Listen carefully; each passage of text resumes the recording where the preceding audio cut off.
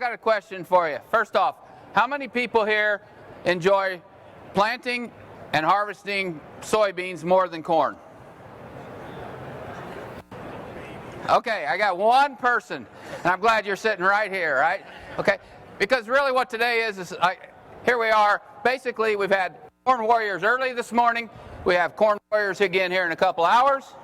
So this is like going to a professional basketball game or something. You know, you got the professionals in the first half, professionals in the second half coming on at 3 o'clock. At 1 o'clock, you get the guy who's basically like third and fourth graders doing a little thing at halftime, only because you guys can't, you know, you maybe don't want to get up to get popcorn right now or whatever. You're getting these seats early for the corn guys. I understand that, okay? Now, the only thing is I will challenge you with one thing is, I'm pretty sure in the U.S., about 50% of all the acres are what? As much as we love corn, 50% is still very close. Soybeans, right? How many of you put as much energy into figuring out how to raise soybeans as you do in raising your corn? I still just get one hand, right? But that's 50%, okay? Now,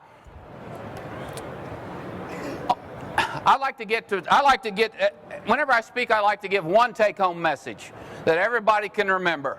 Okay, because if I go to listen to somebody speak, I always want to go home with something. Something that I can apply, something that I can use. So I figure, why save this till the end? Because most of you probably aren't going to stay as dry as this will be. Let's just go ahead and get it out of the way first off, right? So the first slide. The one thing I want you to remember, if nothing else today, is crisis plus time, in most cases, equal humor. Okay? How many people loved 2019? Let's get this out of the way right off the bat, right? Did anybody find any challenges in 2019? At any point in time in 2019, did you feel like you had a crisis on your hands? Okay, at any point in 2019, did you not feel like you had a crisis on your hands? Right? I mean, that's how 2019 was. So let's just think about this for a minute. But crisis plus time equal humor. And what we've got to do is learn to look at things that way. And if you don't remember anything else from this, in 2019, we didn't just see this once probably in our area. We saw this 2, 3, and 4 times. So where do we go from here? Let's talk about soybeans a little bit. I assume that's why we're here. Okay, 3 ways to increase yield. Let's kind of go through this first part pretty quickly here. The only 3 ways I know is to either have heavier seeds, which if you think about it, a seed in itself weighs about 5/1000th of an ounce as an average. Not very much, does it? Not very much at all. If we could figure out how to increase the weight of that seed, then we could increase our bushels per acre and our profit. I don't know how to do that yet. Maybe there's some guys in the room that do. We might be able to do with some late applications of carbon. Don't know yet. Hey, sugars? Don't know yet. Maybe. We're working on it. The second thing is to increase the number of seeds per pod. The last 3 or 4 years, we've tried to calculate that, pay attention to that, 2.7 to 2.8, and really we don't understand, I don't know if there's a way to increase that. I know the earlier planting doesn't increase the number of seeds per pod. I know this past year we had more 4-bean pods than what we've ever seen. Lots of plants had 5, 6, 7 of them. We've seen as many as 10 on a plant. But we're not sure why yet. But what I do know is there's ways out here that we can increase the number of pods per acre. And if we can do that, then we can increase yield. So let's just talk about, though, how do we do that? How do we increase the number of pods per acre? 2 ways. Plant early and seed spacing that I'm aware of. Okay? Dig into that just a little bit, because we've all heard this now, for years? Let's plant our soybeans early. But why are we really planting our soybeans early? And I think that if we get a grasp of that and a clear understanding of that, it's going to help you in the decisions that you're going to make and why it's so critical. Okay, one of the things we're able to do real quickly is, which we couldn't do 4 or 5 years ago, we didn't have the seed treatments that we have today. Right? 4 or 5 years ago, the best beans we'd ever raised was 72 bushel beans. We started counting, we had this field of beans about 4 years ago. We thought, hey, we started looking and counting the number of pods and the beans in the pods, and my son and I were like, hey, this could be 100 bushel beans. It's over 100 bushel beans if you do the math. And we both knew that with 72 being our max, there's no way we're going to hit 100. Something bad's about to happen. So what happens a few days later? We drive by the field and we start to see SDS sets in, right? We end up with about 50 bushel beans. But what we need to understand is that now, between fungicide, insecticide, some SDS control, and an inoculant on our beans, we do all of that to all of our beans. We do it and some of you might say, well, SDS didn't pay, or Alivo as an example didn't pay in my area last year, but I bet you're still buying crop insurance, right? Does crop insurance pay every year? No. But this is like crop insurance for us. We do a full treatment on all our seeds. And the last thing here is kind of an item that I think that now that we understand over the last couple of years, the difference it's made on our farm, is then we go back and at planting time, you can see that we have a talc on these beans that we've added. And in that talc contains some micronutrients, some more inoculant. There's things that are in that talc. Number one, we want the talc so that we get better drop. We get it through our seed units better so we can get a more even drop to get a better stand. But one of the things we're really trying to do is get this bean up and out of the ground as fast as we can with more vigor and a better stand. And if we coat that seed with some things that the seed can get just as it's starting to sprout, we can increase the vigor of that plant. So why plant early? We want to race through the vegetative stage. Why do we want to do that? I mean, do we really gain? Let's just think about corn versus beans for a minute. When we look at corn, what percentage of the nutrients in a corn plant when we get to the reproductive stage, what percentage of the nutrients that corn's going to require have we already pulled up into the plant? Any idea? Roughly? Anybody?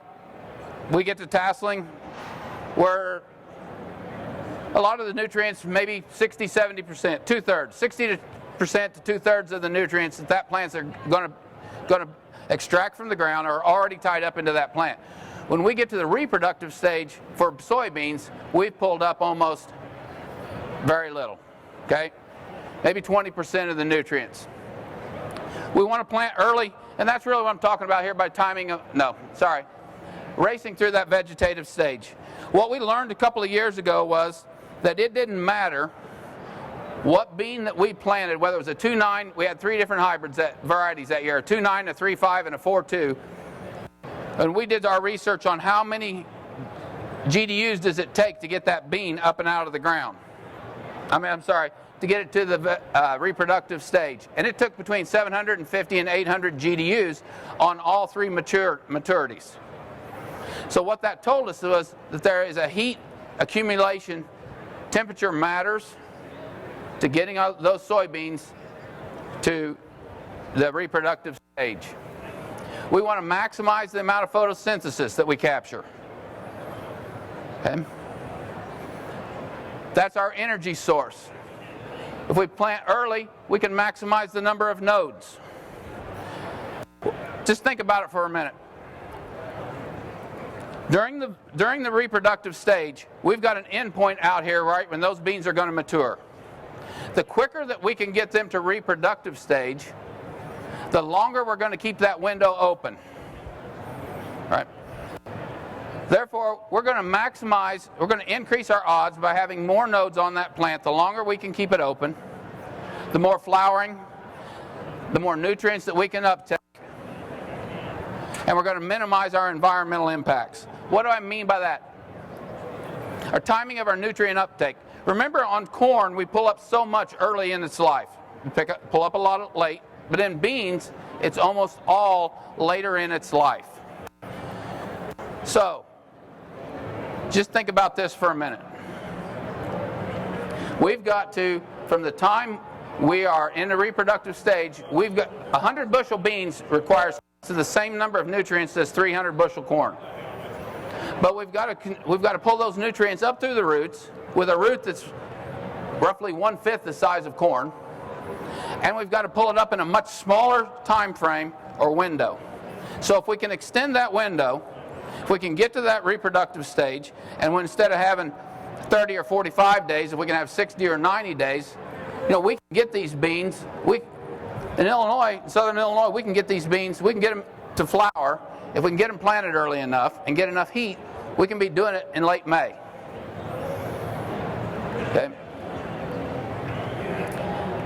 And if we can do that, think about all the impacts of heavy rain, lack of rain, all these environmental impacts that can cause us difficulty in producing these beans. If we can have a wider window, these beans have a chance to recover from that. I saw this chart, came out a few years ago from a major company. What does this chart tell you when you look at it? Pretty simple, isn't it? Plant early, right? Plant early. Okay. First thing when I showed it to my wife, you know what the first thing she said was? I said, what do you think this means? She says, it means you got to get out in March instead of April or May. She says, I got a lot of stuff I want to get done to the house and a couple vacations I want to go on, right? Because look at the difference in the yield. The only thing is this. When I saw this chart, I recognized some of these dates. And I want you to think about this for a minute. That first one was planted March 22nd. I have a friend who farms near where this research was done. I happened to recognize those dates when I saw it. March 22nd. He sent me a picture, happened to send me a picture that day because he was in the field, so I knew it was possible to be planting. There was him, March 22nd. Okay. Now, he also sent me a picture the next day on March 23rd. Okay. So I did believe him that they got those beans planted March 22nd, but on March 23rd, look what happened. Okay. Now let's go back. I also remembered that April 13th was the day that I first planted a few beans. Just got a few beans in the acre. A few acres of beans planted that day. But I remembered how cold March and April were in 2018. So I went back and pulled some data. That's the great thing about the internet. Guess what? This bean here, if we were going to use 100 GDUs to get it up out of the ground, the one that was planted March 22nd, guess what day it came up? May 1st. This one of the 100 GDUs came up May 2nd, and this one came up May 4th. So even though these beans were planted that far apart, they only came out of the ground, these two columns here, 1 day different, 4 days difference between here and here. So do you really think it was all about planting early in that case? And I said, can't be, because 1 day is not going to make 13, 14 bushels difference. I mean, I think all the data's out there will show you 4/10 to 7/10 is pretty common.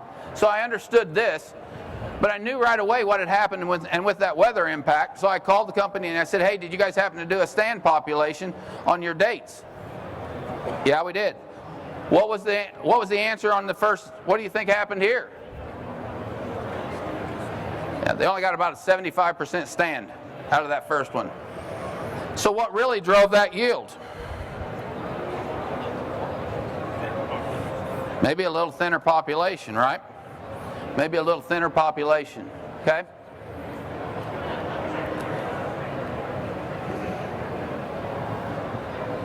So let's talk about seed spacing for a minute. How many of you do, I'm going to tell you right now that we used to be extremely guilty of this. When you first put your planter in the ground and you're planting beans, how do you check it? Right? You get out, you dig down the ground, you bend down, you scratch the dirt back, and what do you look for? Is it in moisture, right? Of them, 2 or 3, 4 seeds that are in moisture, and what do? We look back up at the guy driving the planter and we go, keep going, right? Keep going. We want it as shallow as we can, but still into moisture so we can get the thing out of the ground. How many of you are actually getting down, digging a trench, finding these seeds, finding the exact distance between, and making sure that your drop is as accurate as it can be to create as much spacing as possible. How many people, is anybody actually doing that? Because what are we doing? What's our goal here? And we'll explain exactly why, but look at these beans, okay? These have all been treated with our full treatment. They're all coming out of the ground at basically the same time. The spacing of them, do you ever drive by a cornfield and you say to yourself, look at that picket fence stand, right? We talk about that when we're raising corn, right? Look at that picket fence stand. That's what everybody's shooting for. What do we do when we're in soybeans? You ever drive by a soybean field and say, look at that picket fence stand? No, we don't, do we? Just think about it. I mean, if we're planting 120,000 for a population, we're looking close to 4 inches between each plant. We ought to be able to see that like we do corn, if we're on 15-inch rows, as an example, right? But if we see a stand that looks like they're spaced apart, what do we say? We say, well, look at our neighbor. He didn't get a very good stand, did he? Right? Because we just want to see this solid row of beans. But that's not really what we're looking to do. That's not what we want. We got to get these things spread apart. Why do we have to do that? Well, number one, about 2 years ago, I walked into a corn plot early one morning when no one else was around, because you drive by these corn plots and what do? They strip back the outside ear, right? The ones that you can see when you're driving down the road. And all I knew was those ears that I was seeing, they were twice the size of any of mine. And it looked to me like every hybrid they had there must be going to make 400 bushel to the acre. But we all know we see these large ears on the outside of the rows, right? When we're driving down the road, you see all these, right? We get this edge effect, right?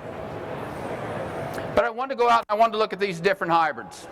So I'm out there and I'm looking, and I'm realizing as I go about 10 feet in, guess what? I'm seeing almost the same size ear 10 feet in as I did on the outside. By the time I got 100 feet in, guess what? They were the same size as the ears that I had in my field. They were half the size. What could it, there's no way that it could just be, if it's 10 feet in, it's getting no more sun than the one that's 100 feet in, so it can't be just sunlight, can it? I thought, what can it be? Well, it has to be air. We've got to be able to get these plants spread apart enough that we can not only get the sun shine down in them, but we've got to get carbon dioxide to these things. These plants have to take carbon dioxide in and convert it to oxygen. And the only way we can do that is we've got to get airflow into these crops. Now, what else do we need to do? If you go out and you see a weak spot in your field of soybean stand, and your agronomist takes you out there, or you're looking at them, or your dad or someone else has talked to you about that your whole life, what do they tell you about that weak spot? They say, don't worry about that because beans have the ability to do what? To compensate, right? Don't worry about it. Beans have the ability to compensate, okay? Where at? Where the stand is thin, right? But now let me ask you this. If you were to go out and you plant one bean in the ground and it comes up, what's it going to do? What's that plant going to look like? Is it going to be a single stem? Or is it going to be bushy and have laterals on it? Right? This was the biggest thing for me that helped me when I started to understand soybeans, is to think about that for a minute. What is happening? The bean in its natural state has laterals, doesn't it? When it compensates is when we, in our mind, when we start putting these beans, when we start stacking them up against each other, that's when the bean compensates, because what does it try to do? It tries to outgrow its neighbor, doesn't it? So if we plant a bean and we keep them spread out, we plant one bean here by itself, is it going to get very tall? It's not going to get very tall, is it? It's going to get bushy and not very tall. We put a whole bunch of them together, what's going to happen? They're going to get tall, right? And no laterals, because they're going to be competing for sunlight. So really, what we want to do is spread them out to reduce compensation. We want them to be more in their natural state. We can also, by spreading them out, when we do that, because they're not going to get as tall, we're going to shorten the node spacing. What's that going to do? Remember, these plants, they've got to have their vascular system, got to get all these nutrients, they've got to get the water and the nutrients and everything's all got to come out of the roots, and we've got to take it up through the plant. We shorten the nodes. We now we can move our nutrients, we can move water through the plant in a shorter distance.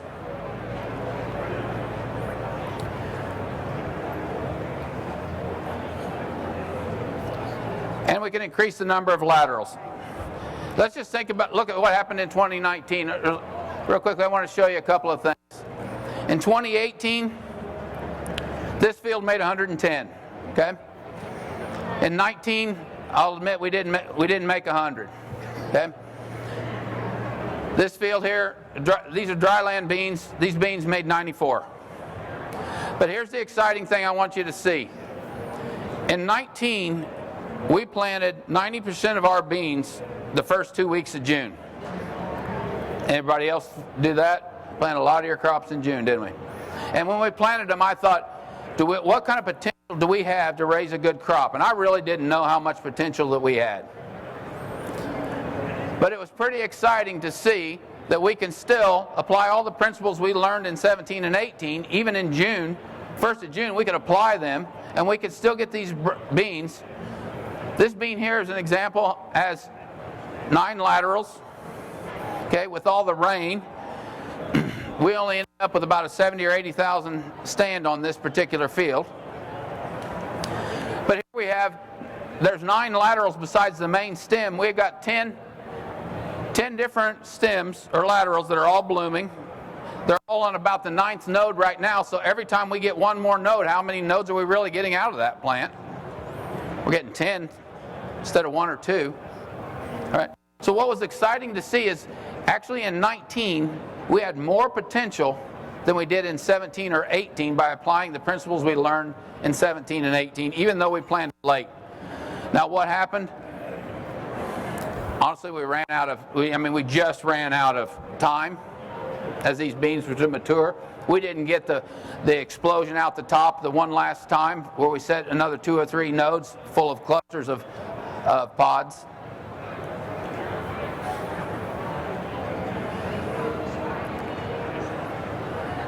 So this to me, really, this is the kind of beans that we're looking for. We're looking to create beans that they have this kind of branching and laterals. But I will ask you one question though. We think about things in corn. Do you guys know which hybrids that you plant tend to flex more? The ear has more of a flex to it, right? Do we know? Okay. Do you know which bean varieties that you're planting tend to flex more? Do you know which bean varieties tend to flex more? Which ones? We need to get the answer so we can figure out what population we need to be planting them at, right? Because you may say, hey, I'm going to take this bean and I want to try this at some lower population or some higher population, and if you don't know what that bean's going to do, what its potential is, see, there's a lot of analogies that we can use from corn. We can apply that to our beans. I really think these are the kind of beans that we're looking for. We're looking to create, and in 19, that's what we saw. So when's the best time to change our yields for beans? It's at planting. Okay? So I'm going to go to this here, but I just want to tell you one quick thing. Some other lessons we learned in 19. We planted the first time we got to plant beans, we had a 160 acre plot that we put in. We had on 15-inch rows, 30-inch rows, 3 different hybrids, all different populations. And that was in May. And then what does it do? It rains and it rains and it rains. And what the rain didn't take, the slugs took. So a good friend of mine, Chris Masters, and I we're down in we're looking at this plot, and then we know I'm probably tearing up the whole thing, because One of the things as a farmer that's in my head when I look out and I see a field that has a very, very poor stand, the word fear comes to mind. Right? What does fear stand for? Forget everything and replant, right? F-E-A-R, right? Forget everything and replant. But Chris and I talked about it, we looked at it, and we decided, you know what, we're going to leave these 10 acres. We're going to leave 10 acres that had about a 35,000 stand, and it wasn't an even stand. You might go 2 or 3 feet, there's no plants. There may be 4 or 5. Then you may go another 6 inches or a foot, and there's a couple of plants. Right? I don't recommend this because the stand was so poor, so uneven. Of course, then we're spraying that fall trying to kill the morning glory vines from keeping them from pulling the beans completely onto the ground. But you know what we learned was those beans, still allowing those beans so much water of their own, nutrients of their own, air of their own, those beans still made 85 bushel to the acre. Okay, and I learned a very valuable lesson. But I think those are the things you have to do. You've got to do the research. You've got to try some different things. Best time to change yields is at planting. Know your genetics. Know where you're putting them. Know which ones handle stress. Know which ones flex so you can figure out population, just like in corn. It's no different. All the different seed treatments that we have today that you can boost your yields with. Planting dates that we talked about earlier. Plant them as early as you can.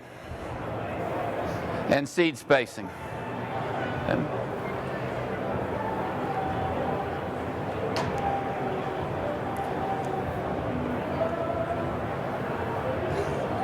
I like to close with this. Mike Cavanaugh, he challenges me every year. And last year we talked about, AgriGold named this presentation that I did here last year, can 100 bushel beans be the new norm? You got to realize, I live in a county, our county average on soybeans is in the upper 40s over the last 10 years. We have CECs of 10 to 15, organic matter 1 to 3%. So when we start talking about 100 bushel beans versus a norm of 50, it can be kind of challenging. But Mike he said, well, why don't you talk about this year, why don't you name it? I still believe in 100 bushel beans, even though we didn't hit it. Here's one thing I always go back to and look at. This master sent me this picture of this bean. It has over 1,400 pods on one plant. That plant would have 1.3 pounds of seed in it. I mean, you'd only have to have 4,600 plants, or one plant every 7.5 feet. So have we even begun to understand or to tap into the potential of the soybean? I don't believe we've even begun to understand or to tap into the potential of soybeans. Okay? A long time ago, a gentleman told me, he said, if you're the smartest person in the room, then you need to change rooms. Go to another room. Right? If you're the smartest person in a room, you need to go to a different room because you're never going to learn anything. And I'll tell you this, that's what's so awesome about this place. It's what's so awesome about the AgriGold brand. I mean, AgriGold does, they continue to provide educational opportunities for all of us as growers to get us to think beyond where we're thinking today, to help us understand maybe some changes that we can do, and they're not afraid to bring in outside resources to do that with. I look around this room, there's people out here that I know of right now who they are consistently raising over 100 bushel beans year after year. So it's not is it possible, it's just when are you going to do it? And I think that's really what it comes down to. So anyway, I appreciate your time, appreciate your attention, and thank you guys.